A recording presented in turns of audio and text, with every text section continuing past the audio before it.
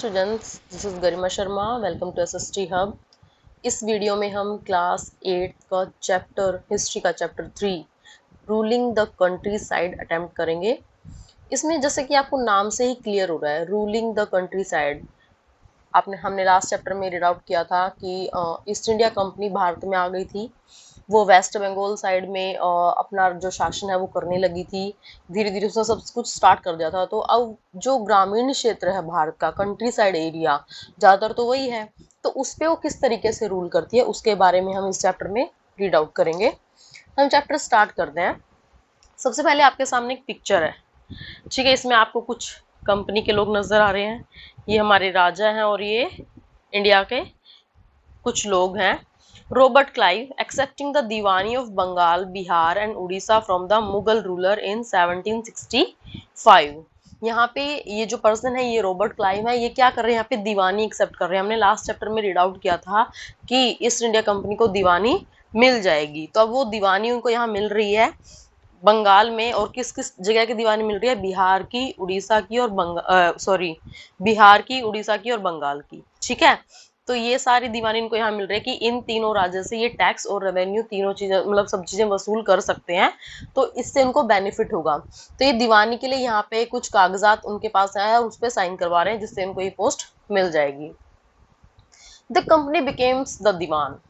जो कंपनी है अब उसके पास वो दीवान की जो पोस्ट है वो आ गई है।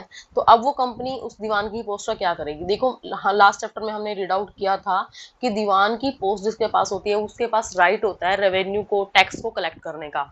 तो अब कंपनी के पास रेवेन्यू टैक्स कलेक्ट करने का राइट तो आ गया है। तो अब किस तरीके से वो टैक्स कलेक्ट करती है। 12 अगस्त को 1765 में मुगल एम्परर ने ईस्ट इंडिया कंपनी को दीवान अपॉइंट कर दिया था बंगाल का, ठीक है।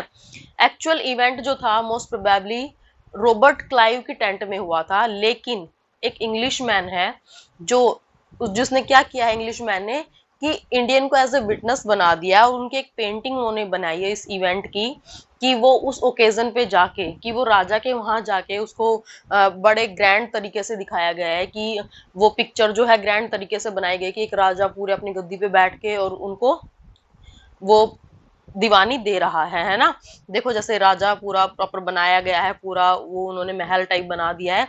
लेकिन रियली में ये कहाँ हुआ था, कहाँ हुआ होगा, रॉबर्ट क्लाइव के टेंट में, ठीक है। तो ये जो पर्सन था, ये कौन था, ये पेंटर ने कमीशन लिया था किससे, रॉबर्ट क्लाइव से, कि ये जो रिकॉर्ड है, मेमोरेबल रिकॉर्ड, मेमोरेबल तो अपने आप हो गया ना कि ईस्ट इंडिया कंपनी को दीवानी किसने दिलवाई, रॉबर्ट क्लाइव ने दिलवाई है ना। तो मेमोरेबल रिकॉर्ड हो गया।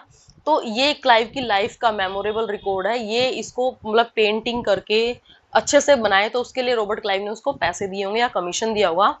The grant of Deewani clearly was one such event in British imagination।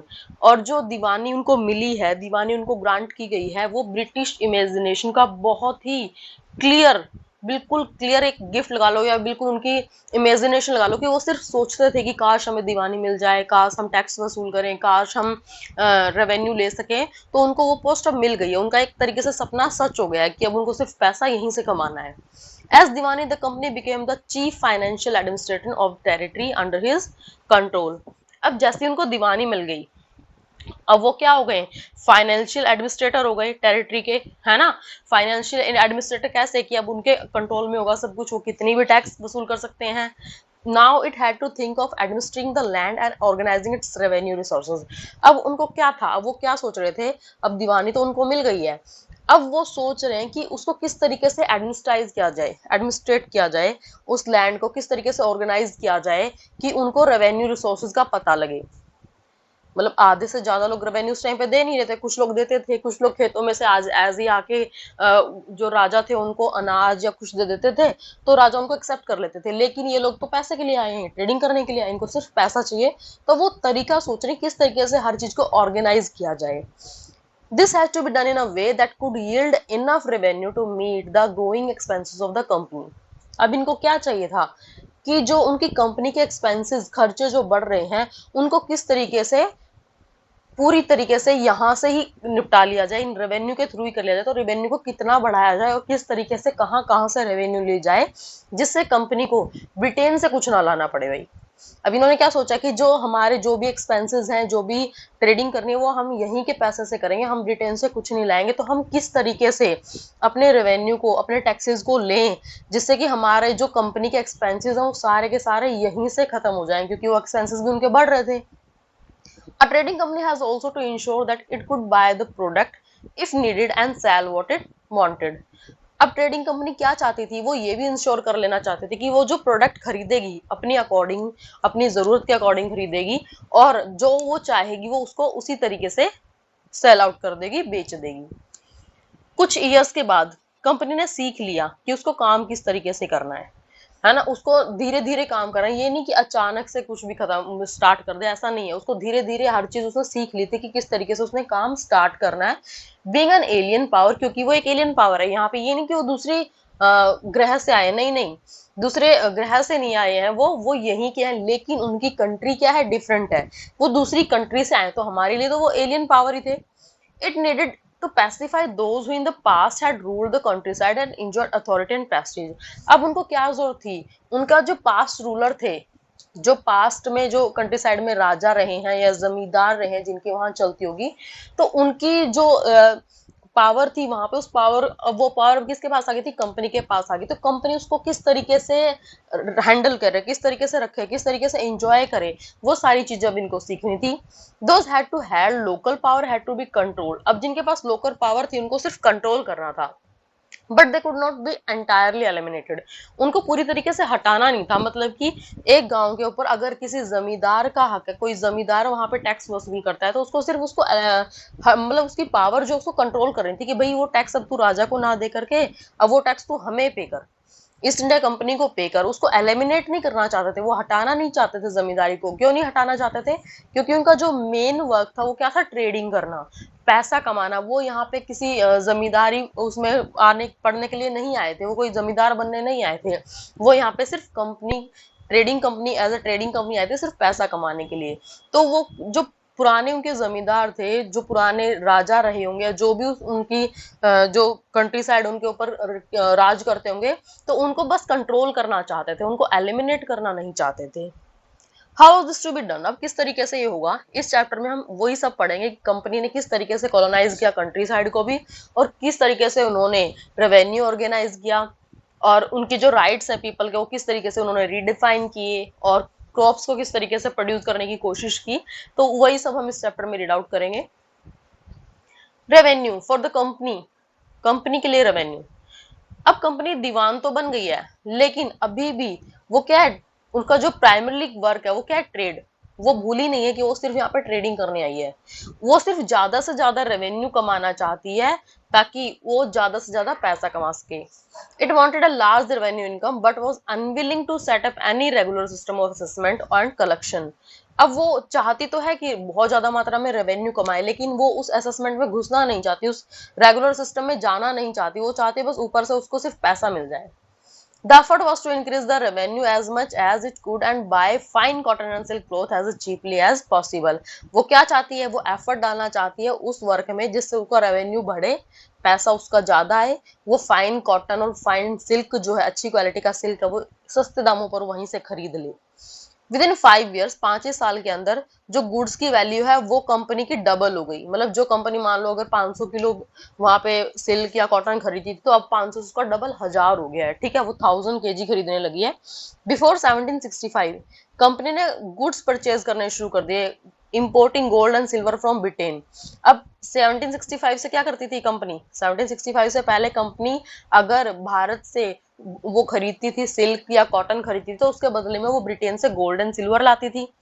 Now the revenue collected in Bengal, अब जो पैसा वो ब्रिटेन से लाती थी उसका जो पैसा है, अभी दीवानी मिल गई इनको, दीवानी मिलने के बाद वही पैसा अब उसको बंगाल से मिल जाता है। तो क्या वो लाएगी अपने ब्रिटेन से, नहीं लेके आएगी।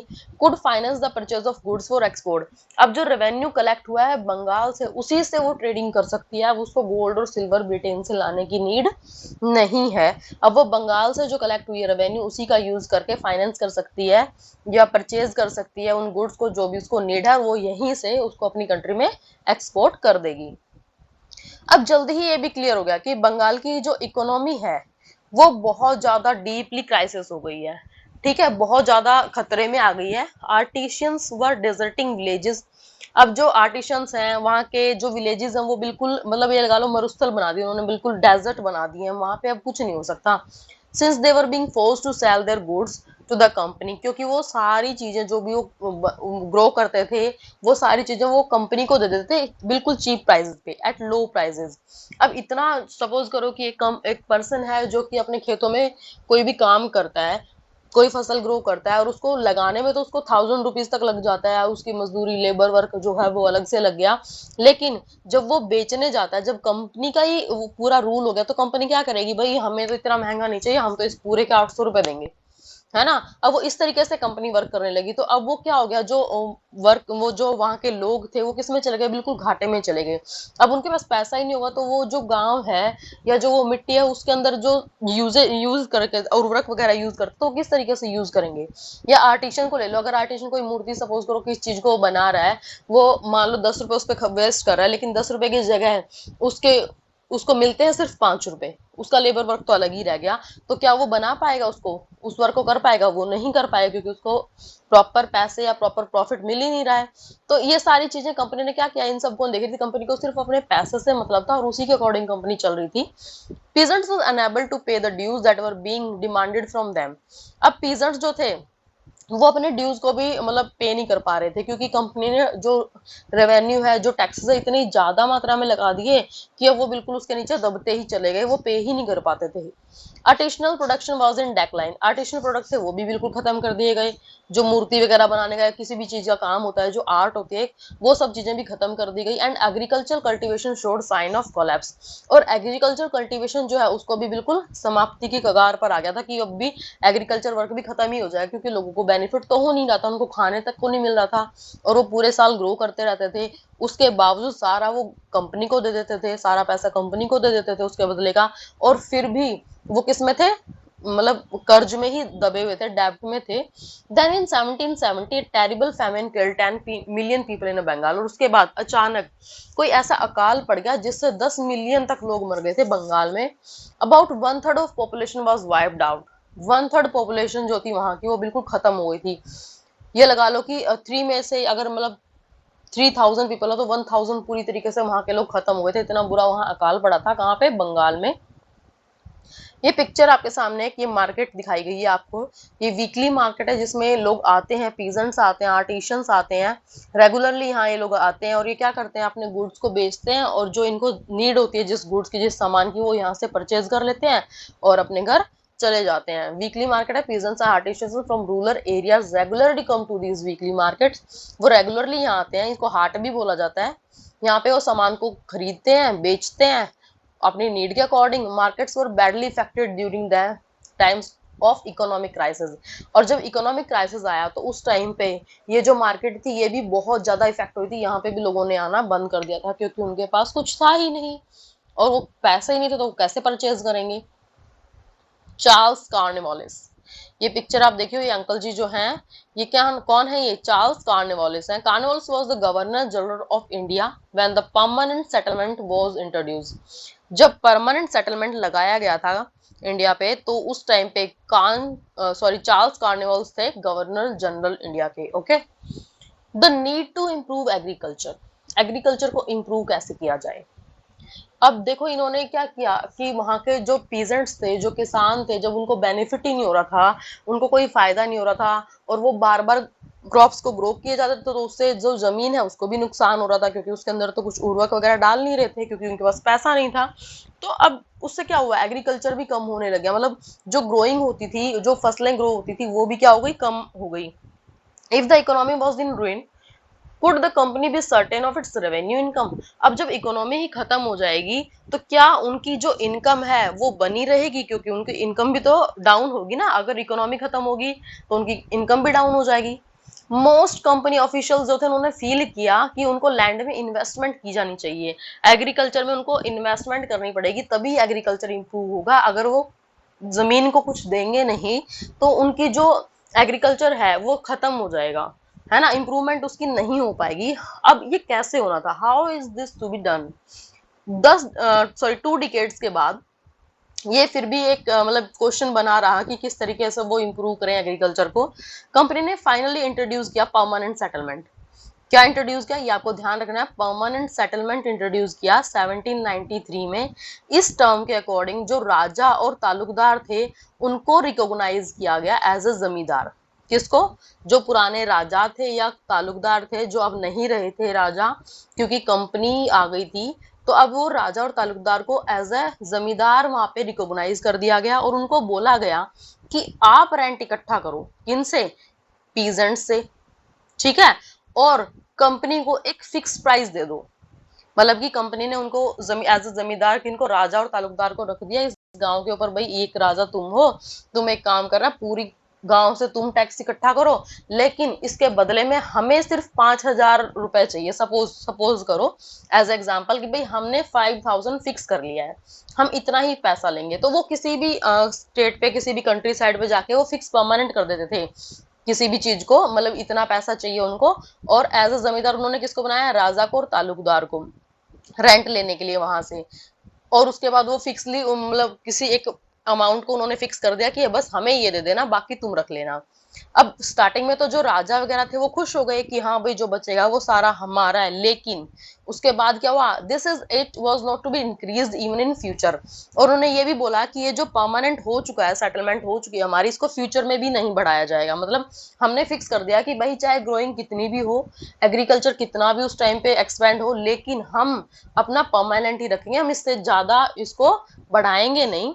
It was felt that this would ensure a regular flow of revenue into the company's coffers and at the same time encourage the zamindar to invest in improving the land. अब इनको लग रहा था कि हमने तो परमानेंट कर दिया है, बिल्कुल सेटलमेंट हमने कर दिया कि भाई हम इतना ही पैसा लेंगे। तो इनको लग रहा था कि अब जो जमींदार हैं वो लालच में आएंगे और वो लालच में आके वो लोगों को कहेंगे कि भाई ज्यादा से ज्यादा ग्रो करो, और वो लैंड में भी, लैंड की इम्प्रूवमेंट में भी कुछ वर्क करेंगे जिससे उनको बेनिफिट हो। ठीक है। अगर वो उससे ज्यादा कमाएंगे तभी तो उनको बेनिफिट होगा ना, और उसके बाद हम बढ़ा देंगे, लेकिन ऐसा हुआ नहीं। Since the revenue demand the state would not be increase, लेकिन जो उनकी डिमांड थी वो अभी भी बढ़ी नहीं। जमींदार would benefit from increase production from the land. अब जमींदार को जो एक्स्ट्रा हो जाती थी रख लेते थे, लेकिन वो लोगों को देते नहीं थे कि वो जमीन की, लैंड की इंप्रूवमेंट कर सकें। वो उनको कोई मतलब नहीं है। जिस टाइम पे ज्यादा हुआ, अगर मान लो उनको ज्यादा बेनिफिट हुआ है, टैक्स उनको ज्यादा मिला है, तो कंपनी को तो उतना ही दे देते थे। और वो जमींदार जो थे वो लोगों की हेल्प भी नहीं करते थे, उनको लगता था मुझे क्या मतलब है, जो भी आ रहा है वो ठीक है।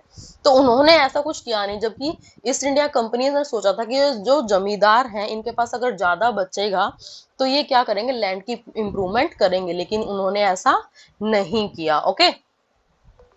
द प्रॉब्लम, अब प्रॉब्लम क्या आई? परमानेंट सेटलमेंट के बाद जब वो प्रॉब्लम खत्म ही नहीं हो रही थी, क्योंकि वो क्या करना चाहते थे, वो एग्रीकल्चर को इम्प्रूवमेंट करना चाहते थे, इम्प्रूव करना चाहते थे, उसको और बढ़ाना चाहते थे, लैंड की इम्प्रूवमेंट करना चाहते थे। लेकिन जब जो राजा और तालुकदार थे उन्होंने ऐसा नहीं किया, तो क्या हुआ? The permanent settlement however created problems. अब उसे कुछ प्रॉब्लम होने लगी। कंपनी ऑफिशियल्स जो थे उन्होंने जल्दी ही डिस्कवर कर लिया कि जमींदार जो है उनको कोई फर्क नहीं पड़ रहा कि अगर जमीन खराब हो रही है तो होती रहे, उनको कोई फर्क नहीं पड़ रहा। तो वो कोई इन्वेस्टमेंट नहीं दिखा रहे उसके अंदर, और उसके कारण जब वो इन्वेस्टमेंट कुछ नहीं करेंगे लैंड के अंदर तो उसकी इंप्रूवमेंट कैसे होगी? तो वो भी नहीं हो रही। Revenue that had been fix was so high. अब जो रेवेन्यू उन्होंने फिक्स की थी कंपनी वालों ने वो बहुत ज्यादा थी, दैट द जमींदार फाउंड इट डिफिकल्ट टू पे। उनको ऐसा लग रहा था कि भाई सारा प्रॉफिट जमींदार खा रहे हैं, हम तो बस थोड़ा सा ले रहे हैं। ईस्ट इंडिया कंपनी को ऐसा लग रहा था, लेकिन ऐसा था नहीं। क्यों? क्योंकि जमींदारों को वो पे करना ही मुश्किल हो गया था। उन्होंने स्टार्टिंग में तो हाँ कर दी थी कि हाँ ठीक है, हम परमानेंट सेटलमेंट में हम जमींदार बन जाएंगे और हम टैक्स कलेक्ट कर लेंगे और हम आपको जो आपने परमानेंट किया है उतना ही सेटलमेंट आपको दे देंगे और बाकी सब हम रख लेंगे। लेकिन हुआ क्या? उसका उल्टा हुआ, क्योंकि उनको टैक्स उतना मिल ही नहीं पा रहा था, उनको बहुत मुश्किल हो रही थी पे करने में ही। और जो पर्सन पे करने में मतलब चूक जाता था, या जो पर्सन पे नहीं कर पाता था, उनको अपनी जो जमींदारी थी वो खोनी पड़ती थी। बहुत सारे जमींदारों ने अपनी जमींदारी इस तरीके से खो दी थी, क्योंकि वो लोग, उनकी जो परमानेंट सेटलमेंट की गई थी, जो इंग्लिश ईस्ट इंडिया कंपनी ने किया था परमानेंट कि भाई हम इतना ही पैसा लेंगे, तो वो भी नहीं पे कर पा रहे थे, वो बहुत ज्यादा था। तो इसलिए वो ऑक्शन नहीं कर पाते थे, उस ऑक्शन में उसको खो दिया जाता था और वो फिर से नॉर्मल हो जाते थे। By the first decade of the 19th century the situation changed. लेकिन फर्स्ट डिकेड में जो सिचुएशन थी वहां की वो चेंज हुई। Price in the market rose, price जो थे मार्केट में वो बढ़ गए। कल्टीवेशन भी जल्दी जल्दी से मतलब धीरे धीरे कल्टीवेशन भी धीरे धीरे एक्सपेंड होने लगी, बढ़ने लगी। इसका मतलब ये था कि जो इनकम है जमींदार की वो बढ़ जाएगी, लेकिन but no gain for the company, लेकिन कंपनी को कोई गेन नहीं था। क्यों कंपनी को गेन नहीं था? क्योंकि इन्होंने परमानेंट सेटलमेंट कर दी थी कि हम इतना ही पैसा लेंगे। लेकिन अब इनको दिखा कि अरे वाह, इस बार तो फसल बहुत अच्छी हुई है, तो सारा फायदा किसका हो रहा है? जमींदार का हो रहा है, हमें तो कोई फायदा नहीं हो रहा। Since it could not increase the revenue demand that had been fixed permanent, क्योंकि अब ये इंक्रीज भी नहीं कर सकते थे, क्योंकि इनकी जो इन्होंने क्या किया था कि भाई हमने परमानेंट कर दिया, बिल्कुल फिक्स कर दिया इस चीज को, हम इससे आगे नहीं बढ़ाएंगे। लेकिन अब ये लालच में आ गए, इनको तो बढ़ाना चाहिए, इनको पैसे से मतलब था। अब ये देख रहे थे कि भाई जमींदार के पास तो बहुत पैसा है, तो हमने तो इसकी कम रखी है। इवन देन द जमींदार did not have an interest in improving the land, लेकिन इन्होंने अब ये नोट किया कि जमींदार को अभी भी कोई फर्क नहीं पड़ रहा, उसको अभी भी इंटरेस्ट नहीं है कि वो लैंड को क्या करे, इंप्रूव करे। हालांकि उसके पास अब तो बहुत प्रॉफिट है, बीच में प्रॉफिट नहीं था, वो खो रहा था, लेकिन अब उसके पास बहुत प्रॉफिट है, फिर भी वो उसको कोई इंटरेस्ट नहीं ले रहा था वो कि लैंड इंप्रूव करे। Some had lost their lands in the earlier year of the settlement, कुछ लोगों ने, कुछ जो जमींदार थे स्टार्टिंग में जब वो पे नहीं कर पाए थे तो उन्होंने अपनी लैंड को खो दिया था। Others now saw the possibility of earning without the trouble and risk of the investment. अब जो बाकी जमींदार थे वो क्या देख रहे थे, ओहो थैंक गॉड कि भाई अब उनको बेनिफिट हो रहा है, अब वो किसी टाइप का कोई रिस्क नहीं लेंगे। अब वो बस यही चाहते थे कि वो किसी तरीके से अपनी अर्निंग बना के रखे, बढ़ती रहे, उनको कोई मतलब नहीं, किसी चीज से वो कोई ट्रबल या रिस्क नहीं लेना चाहते। As long as the zamindar could give out the hand land to tenant and get rent, अब किसी तरीके से जमींदार जो थे वो क्या करते थे, जमीन लेते रहे और उनके बदले में रेंट उनको देते रहे। They were not interested in improving the land, वो कोई इंटरेस्टेड नहीं थे लैंड में कि वो लैंड को इम्प्रूव करें। अब यहाँ पे देखो एक कॉलब्रुक है, उन्होंने बंगाल रेयोट्स का उन्होंने एक लेटर लिखा है। बहुत सारे विलेजेस में पावरफुल रेयोट्स रहते थे, वो कल्टीवेट नहीं करते थे, बल्कि उनकी जगह पर वो उन लोगों को रखते थे, मतलब हायर कर लेते थे एज अ लेबर कि दूसरे लोगों को काम पे रख लेना, और उसके बदले उनसे हाई रेंट भी लेते थे। 1806 में कॉलब्रुक ने डिस्क्राइब किया उनकी कंडीशंस उन लोगों की कि उन वो लोग जो हैं वो बिल्कुल ही मतलब दब गए हैं, वो इवन रेंट भी पे नहीं कर पा रहे हैं, और वो कैटल सीड्स जो भी उसमें यूज हो रहा है कल्टीवेशन में सामान, उसको भी परचेज करने में बहुत मुश्किल हो रही है उनको। अगर वो परचेज कर रहे हैं तो वो लोन या डेब्ट उठा के कर रहे हैं, उनको कर्ज लेना पड़ रहा है, उस कर्ज को वो कभी खत्म ही नहीं कर पा रहे, क्योंकि उनके ऊपर रेवेन्यू टैक्स इतना लगा दिया जाता है। और लास्ट में क्या होता है, जो लेबर है उनकी स्पिरिट बिल्कुल खत्म हो चुकी होती है, वो बहुत ही कम अर्न कर पाते हैं, ठीक है, और वो बहुत ज्यादा परेशान है क्योंकि उनकी सिचुएशन इतनी खराब है कि पैसा इतना ज्यादा लग रहा है और उसके बाद उनकी अर्निंग हो ही नहीं रही है, और वो लगातार कर्जे में डूबते ही जा रहे हैं। अब एक एक्टिविटी दे रखी है आपको, why do you think Colebrooke is a concern with the condition of the under ryots in Bengal? आप क्या सोचते हो, क्यों सोचते हो कि जो कॉलब्रुक है वो कंसर्न है अंडर रेयोट्स के बंगाल में, बंगाल के जो छोटे मतलब ये लगा लो लेबर वर्क है, जो लेबर लोग हैं जो दूसरों की जमीन पर जाके काम करते हैं, उनके बारे में वो सोच रहे हैं, उन्हीं के बारे में हमने अभी पढ़ा। Read the preceding pages and suggest possible reason. अब पुराने जो पेजेस उनको दोबारा से पढ़ो और कुछ पॉसिबल रीजन दो कि उन लोगों की हालत किस तरीके से खराब है। On the other hand, in the village, the cultivator found the system extremely oppressive. और दूसरी साइड जो विलेज थे, उनके जो कल्टीवेटर थे, उनको बिल्कुल ही उल्टा उसका सिस्टम दिख रहा है, बिल्कुल अपोजिट दिख रहा है। The rent he paid to the zamindar was high. अब वो जो कमा रहे हैं उसका जो रेंट पे कर रहे हैं, जो उन्होंने जमीन पे काम किया है, फसल ग्रो किया, उसके बदले में जो वो जमींदार को रेंट पे कर रहे हैं वो बहुत ज्यादा हाई है। And his right on the land was insecure.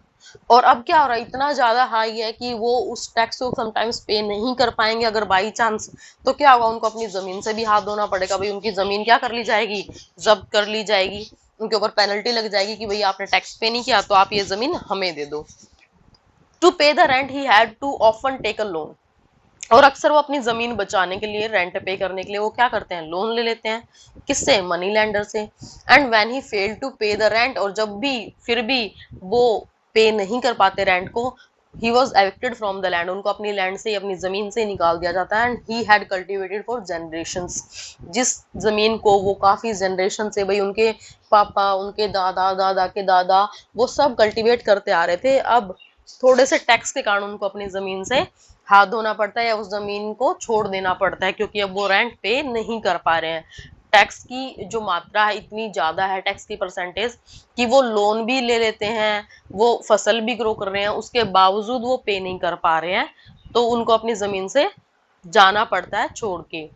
अब यहाँ पे देखो, mahal in British revenue record, mahal is a revenue state which may be a village or a group of village. British revenue में क्या है, रिकॉर्ड में एक महल एक वर्ड है जिसको एज ए विलेज या ए ग्रुप ऑफ विलेज भी कहा जाता है। यहाँ पे एक पर्सन है Thomas Munro, governor of Madras, कहाँ के हैं, मद्रास के गवर्नर हैं 1819 से 26 तक। थॉमस मुनरो, इन्होंने एक सिस्टम डिवाइस किया था, एक पॉलिसी इन्होंने दी थी। By the early 19th century many of the company officials were convinced that the system of revenue had to be changed again। अब इससे पहले क्या था, फिक्स हो गया था, परमानेंट सेटलमेंट हो गई थी। अब इन्होंने सोचा 19th सेंचुरी में कुछ ऑफिशियल्स ने कि भाई ये जो सिस्टम है ये गलत है, हमें क्या करना चाहिए, सिस्टम को चेंज कर देना चाहिए। How could revenue B fix permanent, किस तरीके से रेवेन्यू फिक्स हो सकती है, भाई समटाइम्स ऐसा हो सकता है कि बहुत ज्यादा कल्टीवेशन हो जाए तो हम तो लॉस में चले जाएंगे, तो ये रेवेन्यू फिक्स नहीं होनी चाहिए, इसको चेंज करना होगा। At a time when the company needed more money, जब कंपनी को ज्यादा मनी की जरूरत होगी अपने एक्सपेंसेस को, अपने जो खर्चे हैं उनके, उनको खत्म करने के लिए, उनको वहन करने के लिए, तो एडमिनिस्ट्रेटिव ट्रेड पे क्या करेंगे वो, कि रेवेन्यू को बढ़ा देंगे।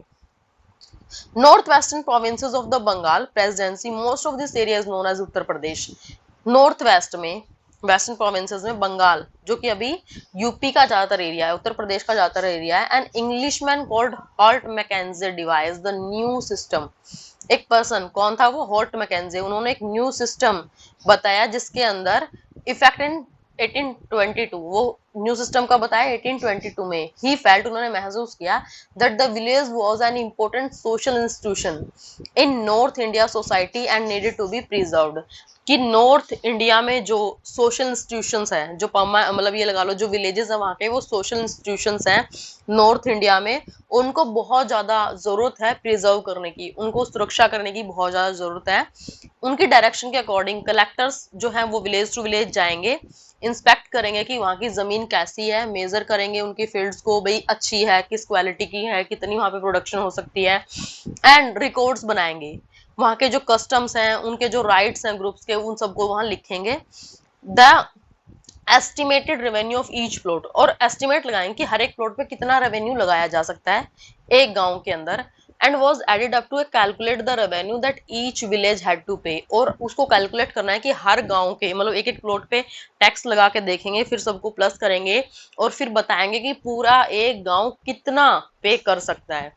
This demand was to be revised periodically, और ये डिमांड है जो ये पीरियोडिकली रिवाइज होती रहेगी, यानी कि 1 ईयर इतना, अगर नेक्स्ट ईयर उनको प्रोडक्शन ज्यादा दिखी तो वो इसको ज्यादा बढ़ा देंगे रेवेन्यू को या टैक्स को, है ना, ये कोई परमानेंट नहीं है। The charge to collecting the revenue and paying it to the company was given to the village headman। अब यहाँ पे जो चार्ज है ये ऐसा नहीं है कि वो एक एक पर्सन से जाके टैक्स कलेक्ट करेंगे या रेवेन्यू कलेक्ट करेंगे, नहीं, उन्होंने क्या किया कि भाई एक विलेज के ऊपर एक हेडमैन बना दिया या फिर एक जमींदार बना दिया जो पूरे गांव से टैक्स कलेक्ट करेगा, और वो जो ईस्ट इंडिया कंपनी है वो डायरेक्ट आकर उस पर्सन से टैक्स को ले जाएगी या उस पैसे को ले जाएगी। This system came to be known as the mahalwari system settlement, इसको क्या बोला गया, महलवारी सेटलमेंट।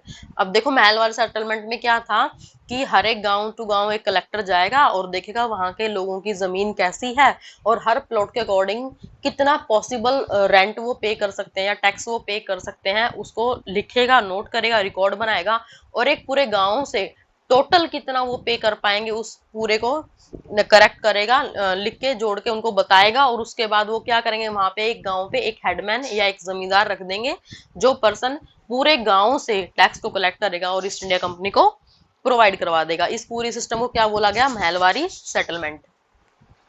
नेक्स्ट है मुनरो सिस्टम। मुनरो सिस्टम क्या था, in the British territories south there was a similar move away from the idea of the permanent settlement.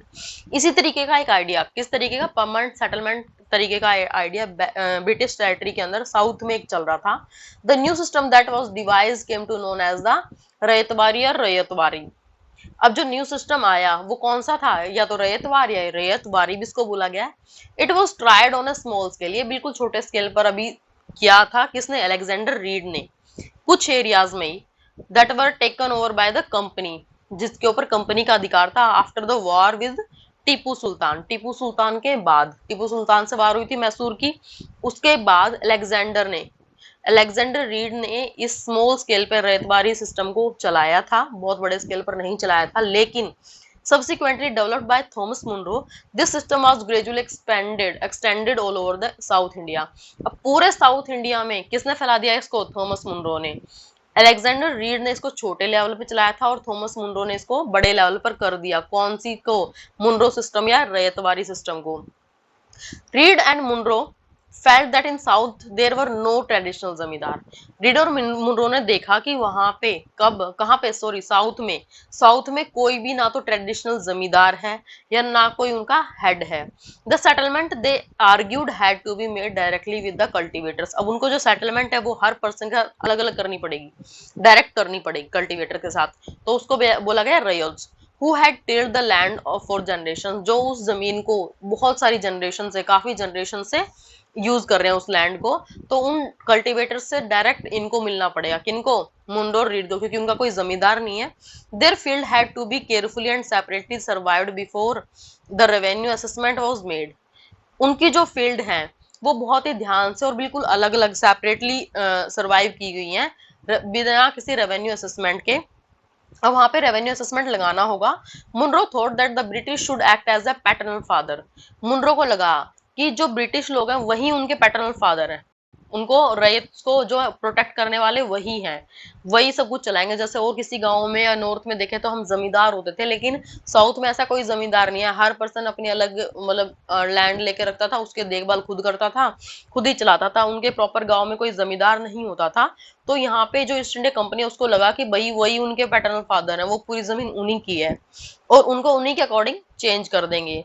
Under their charge, protecting the rails under their charge, उनके under में ही, किसके under में, read and Munro ने सोचा कि उनके under में ही इस पूरे सिस्टम को चेंज करना है।